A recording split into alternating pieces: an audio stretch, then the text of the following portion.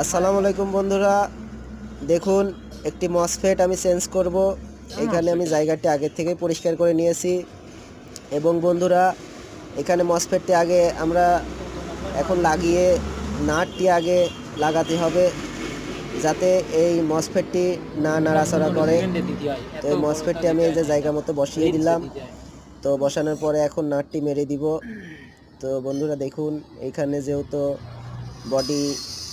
বডিতে কোনোভাবে স্পর্শ করা যাবে না, সেই অনুযায়ী নাটটি বন্ধুরা এই নাটটি আপনারা ভালোভাবে লাগাবেন যাতে কোনো সময় বডি না হয়ে যায়। তো যাই হোক বন্ধুরা, এখানে আমি মসফেটটি লাগাচ্ছি এবং মসফেটের প্রিন্ট ছিল না। আর আপনারা মসফেট লাগানোর সময় মসফেটের গোড়ায় যেসব প্রিন্ট থাকে প্রিন্টগুলো ভালোভাবে দেখে নেবেন। তো এই প্রিন্টগুলা আপনারা সুন্দরভাবে ঝালাই করে নেবেন। আমি আগে থেকে ঝালাই করেছি। তো এখন মসফেটটি আমি ঝালাই করব। আর আপনারা মসফেট ঝালাই করার সময় সবসময় 400 ভোল্টেজে তাতাল রানিং করবেন যাতে আপনার মসফেটটি সুন্দরভাবে ঝালাই হয়।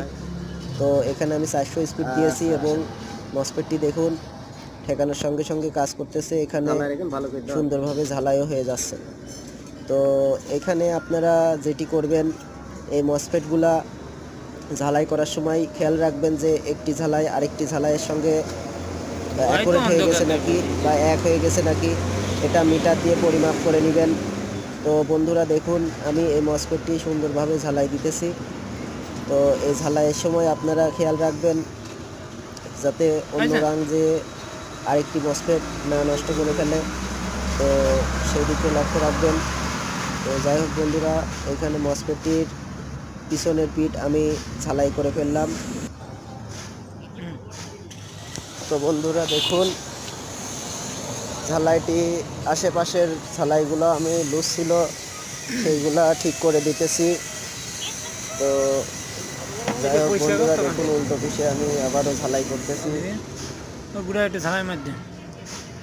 উল্টা পাশে আমি আবারও ঝালাই করতেছি।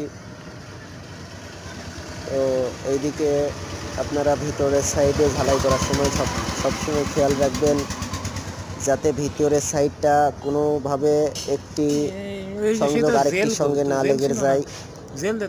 তো আমি দেখুন খুবই সাবধানের সঙ্গে এই ঝালাইটি করতেছি। তো যেহেতু আপনারা এই ছোটো ছোটো ঝালাই করবেন, সেহেতু যারা ঝালাই করবেন বা ঝালাই সম্বন্ধে জানেন তারা ভালোভাবে দেখে শুনে ভালো তাতাল দিয়ে ভালো রাং রজন ব্যবহার করবেন। তো বন্ধুরা আমার এই ভিডিওটি সম্পূর্ণ দেখতে আমার ভিডিওতে সাবস্ক্রাইব করুন।